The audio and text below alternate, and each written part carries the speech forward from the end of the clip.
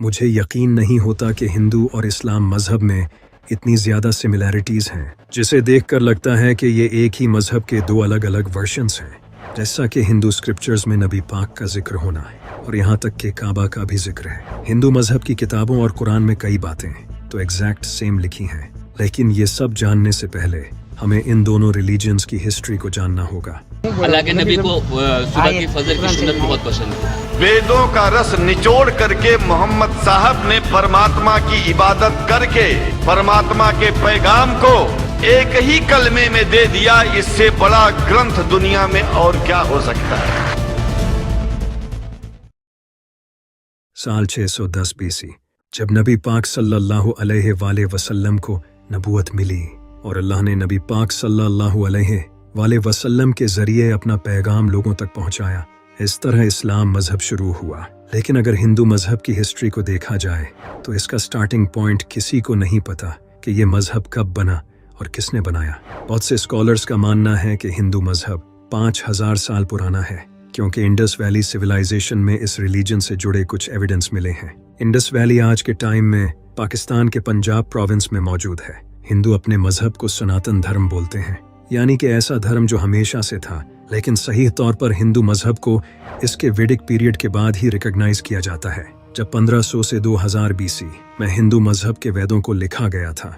जिस तरह इस्लाम में हमारे पास कुरान है, इसी तरह हिंदू मजहब में वेद होते हैं। इसके अलावा हिंदू लफ्ज के पीछे भी बड़ी इंटरेस्टिंग स्टोरी है। ये जो हिंदू लफ्ज है, इसका आज के हिंदू मजहब से पहले कोई ताल्लुक नहीं था। हिंदू लफ्ज सिंधु नदी के पास रहने वाले लोगों को कहा जाता था। सिंधु नदी इंडिया और पाकिस्तान में बहती है और हिंदू लफ्ज भी इस रिवर के पास रहने वाले लोगों को कहा जाता था। इसका आज के हिंदू मजहब से पहले कोई ताल्लुक नहीं था, लेकिन फिर कई फेमस हिंदू पोर्ट्स ने इस लफ्ज को मजहब से जोड़ा और इसी तरह से हिंदू लफ्ज को आज के हिंदू मजहब से जोड़ दिया गया। इसी तरह इस्लाम लफ्ज एक अरबिक वर्ड है जिसका मतलब है खुद को अल्लाह के हवाले करके सुकून पा लेना। हिंदू मजहब इस्लाम की तरह ऑर्गेनाइज मजहब नहीं है। जिस तरह पूरा इस्लाम कुरान और हदीस पर टिका है, इस तरह हिंदू मजहब बिल्कुल नहीं है। हिंदू मजहब के बिलीफ्स ट्रेडिशनल, रीजनल और कास्ट बेसिस पर डिफरेंट होते हैं। वेद, भगवद गीता, उपनिषद, पुराण ये हिंदू मजहब की ऑथेंटिक किताबें हैं जिससे हिंदू मजहब को समझा जाता है। लेकिन वेदों को हिंदू मजहब में सबसे ऑथेंटिक सोर्स माना जाता है, जिस तरह हमारे इस्लाम में कुरान और हदीस की किताबें हैं। हिंदू मजहब के वेद, उपनिषद और पुराण आज से हजारों साल पहले कई इंटेलिजेंट लोगों ने लिखे थे। उस वक्त लोग एक साथ बैठकर एक दूसरे के साथ नॉलेज शेयर करते थे और इसी नॉलेज को इन किताबों में लिखा गया है। इन टेक्स्ट्स के अलावा भी हिंदू मजहब में महाभारत और रामायण जैसी कहानियां हैं। इस्लाम की तरह हिंदू मजहब में भी फिरके बने हुए हैं। नबियों का कॉन्सेप्ट भी इस्लाम और हिंदू मजहब दोनों में है। इस्लाम में जैसा कि हम जानते हैं कि अल्लाह ने 1,24,000 नबियों को भेजा था और मेरे नबी पाक सल्लल्लाहु अलैहि वसल्लम अल्लाह के आखिरी नबी हैं। इनके बाद कोई नबी नहीं आएगा। इसी तरह हिंदू मजहब में अवतार को माना जाता है। हिंदू मानते हैं कि जब धर्म मुश्किल में होता है तो भगवान खुद से इंसान की शक्ल में धर्म को बचाने आते हैं, जिसे वो अवतार कहते हैं। अवतार का मेंशन हमें किसी भी वेद में नहीं मिलता है सिवाय गीता और पुराण के। लेकिन इस्लाम में नबी तो अल्लाह के बंदे होते हैं, न कि अल्लाह खुद से इंसान की शक्ल में आता है। लेकिन कई स्कॉलर्स का मानना है कि ये अवतार लफ्ज इन दो लफ्जों से मिलकर बना है, जिसका मतलब होता है नीचे भेजा गया। तो स्कॉलर्स का मानना है कि अवतार इन लोगों को कहा जाता है जिनका खुदा से खास ताल्लुक होता है। ऐसे लोगों का जिक्र हमें चारों वेदों में भी मिलता है और वेदों को तो हिंदू मजहब की सबसे ऑथेंटिक किताब माना जाता है। तो हो सकता है कि अवतार असलियत में नबी ही हों। लेकिन अगर मैं आपको कहूँ कि नबी पाक सल्लल्लाहु अलैहि वसल्लम का जिक्र हिंदू किताबों में है तो आप इस बात पर बिल्कुल यकीन नहीं करोगे।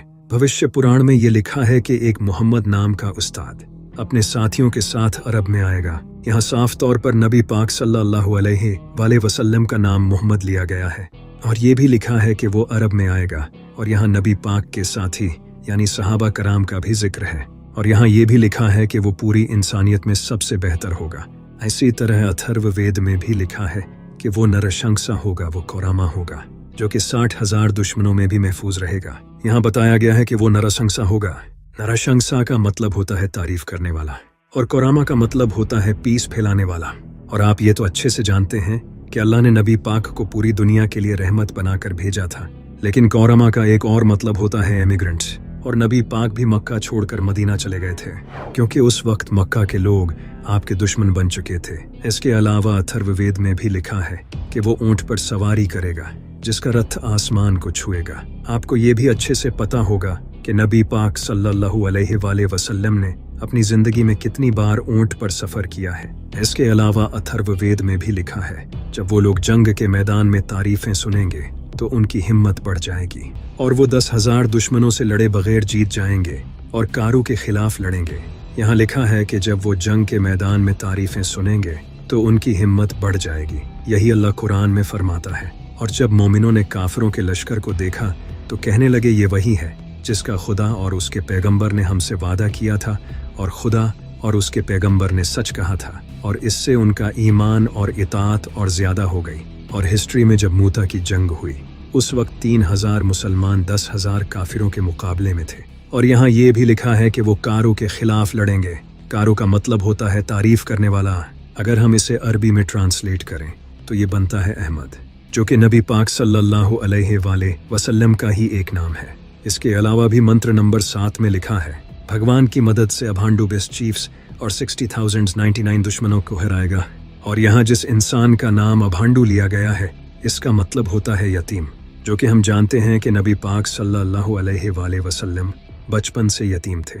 सामवेद में ये लिखा है कि इस ऋषि को इसकी माँ दूध नहीं पिलाएगी। नबी पाक ने भी अपनी माँ का दूध नहीं पिया, क्योंकि आपको आपकी दाई हलीमा सादिया ने दूध पिलाया था। जिस तरह इस्लाम में हम इमाम मेहदी का इंतज़ार करते हैं और हमें पता है कि क़यामत से पहले इमाम मेहदी का ज़ुहूर होगा, इसी तरह हिंदू मज़हब में लोग कल की अवतार को मानते हैं। और इनका ये मानना है कि जब भी कलयुग होता है तो कल की अवतार अपीयर होता है, जो कि विष्णु का ही एक अवतार होता है। कल की अवतार का हिंदू आज इंतज़ार कर रहे हैं। इनका मानना है कि कल की अवतार बहुत जल्द इस दुनिया में अपीयर होगा। इसी पर हिंदू मजहब के बहुत बड़े स्कॉलर पंडित वेद प्रकाश ने एक किताब लिखी थी, जिसमें उन्होंने बताया था कि हिंदू जिस कल की अवतार का इंतजार कर रहे हैं वो ऑलरेडी इस दुनिया में आ चुका है, और वो कल की अवतार हमारे नबी हजरत मोहम्मद सल्लल्लाहु अलैहि वसल्लम थे। वेदों में लिखा है कि कल की अवतार भगवान का आखिरी मैसेंजर होगा। नबी पाक सल्लल्लाहु अलैहि वसल्लम भी अल्लाह के आखिरी नबी हैं। इस अवतार के बाप का नाम विष्णु भगत होगा और इसकी माँ का नाम सोमनिब होगा। यहाँ इस अवतार के बाप का नाम विष्णु भक्त बताया है। विष्णु भगत का मतलब है विष्णु का बंदा, और नबी पाक के वालिद का नाम था अब्दुल्ला, जिसका मतलब है अल्लाह का बंदा। इन दोनों लफ्ज़ों का ऑलमोस्ट सेम मीनिंग है। इसी तरह इस अवतार की माँ का नाम सोमनिब बताया गया है, जिसका मतलब है शांति।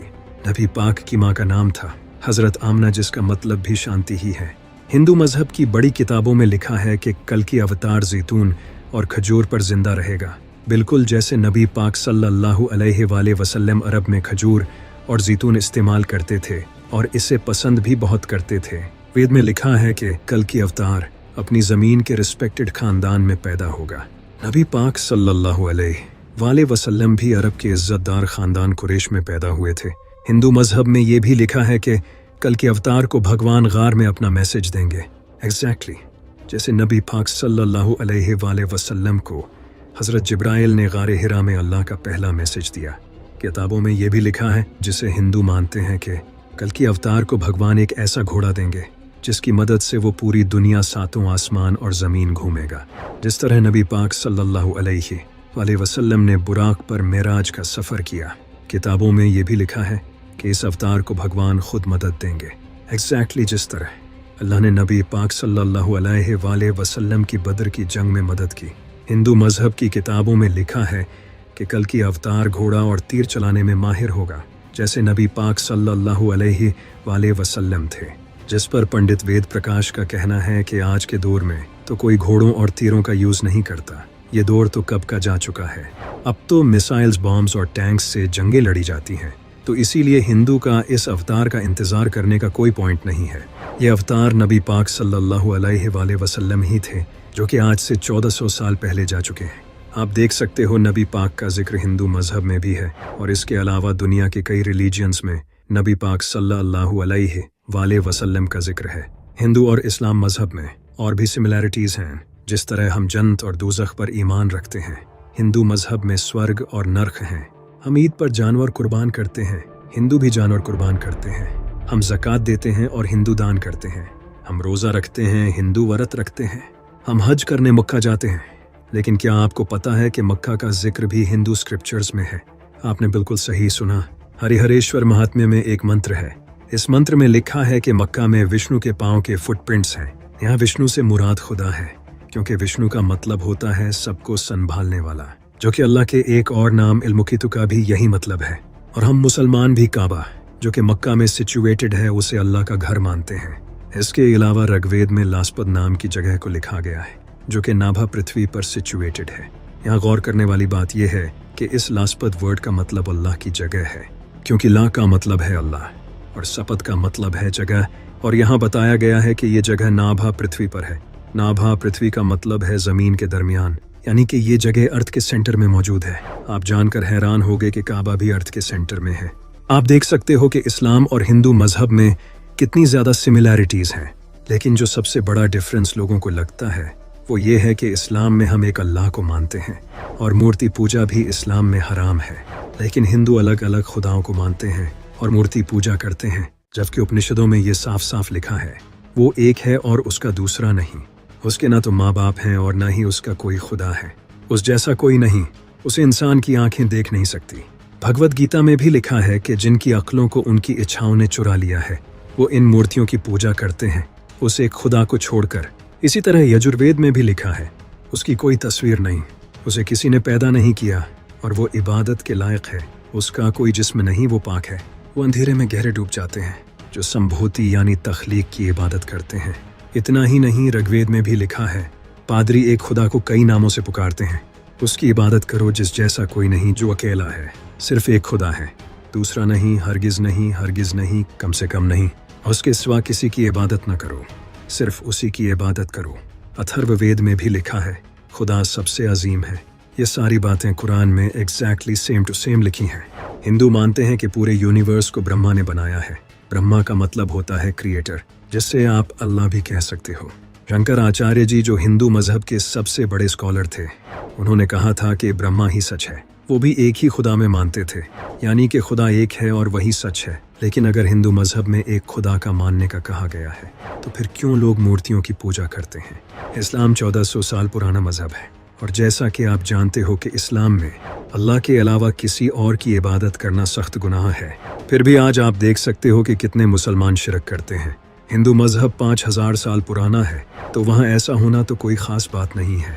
गौतम बुद्ध खुद सारी ज़िंदगी लोगों को बुतों की पूजा करने से रोकते रहे, लेकिन इनके मरने के बाद लोगों ने इनकी ही पूजा करना शुरू कर दिया।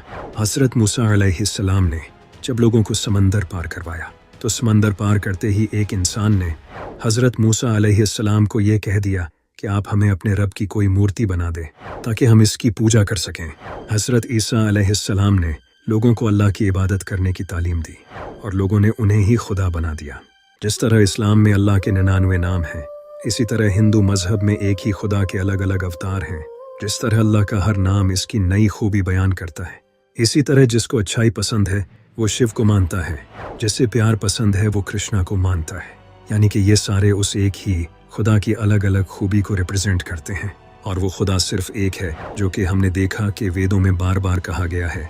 जिस तरह अल्लाह को कोई रहमान के नाम से याद करता है तो कोई मालिक के नाम से, लेकिन याद तो उस एक ही को किया जा रहा है। लेकिन अब प्रॉब्लम यह है कि हिंदुओं ने उस एक खुदा को छोड़कर इन मूर्तियों को पकड़ लिया है, जो कि इंसान ने खुद बनाई है, और वो खुद की बनाई हुई चीज़ के प्यार में पड़ गया है, और यही शिरक है। इन मूर्तियों को छोड़ो और उस एक को पकड़ो। वही तो राम है, शिव है, कृष्णा है, वही मेरा अल्लाह है, वही इस यूनिवर्स का सच है, जिसे हिंदू मजहब में सत्य कहते हैं। इसी तरह हिंदू मजहब में महाभारत और रामायण जैसी कहानियां हैं, जिनसे इंसान को बहुत कुछ सीखने को मिलता है, लेकिन ये सिर्फ माइथोलॉजिकल कहानियां हैं। ऐसा हिस्ट्री में सच में नहीं हुआ था। ये कहानियां लोगों ने लिखी हैं इंसान को सबक देने के लिए। जिस तरह हमारे इस्लाम में भी मौलवी कई पीरों की कहानियां सुनाते हैं जिनका कोई ऑथेंटिक सोर्स नहीं। इसके अलावा हिंदू मजहब तो बाकी मजहबों को भी सच मानता है। इसका मानना है कि रास्ते अलग अलग हो सकते हैं, लेकिन सबकी मंजिल एक है। हिंदू मजहब में कहीं भी ये नहीं लिखा कि दूसरे मजहब झूठे हैं। इसी वजह से महात्मा गांधी जैसे लोगों ने भी इस्लाम की काफ़ी बार तारीफ की है। यहाँ तक कि कई हिंदू तो मेरे इमाम हुसैन से भी मोहब्बत करते हैं और इनका मातम भी करते हैं, जिन्हें हुसैनी ब्राह्मण कहा जाता है। میں بس اتنا ہی کہنا چاہوں گا، جس مذہب پر ہم ایک دوسرے سے لڑتے ہیں وہ اصلیت میں تو ایک ہی خدا کو مانتے ہیں۔ اسی لیے ہمیں مورتی پوجا سے ہٹ کر اس ایک خدا کی عبادت کرنی چاہیے جس کا ذکر قرآن اور وید دونوں میں ہے۔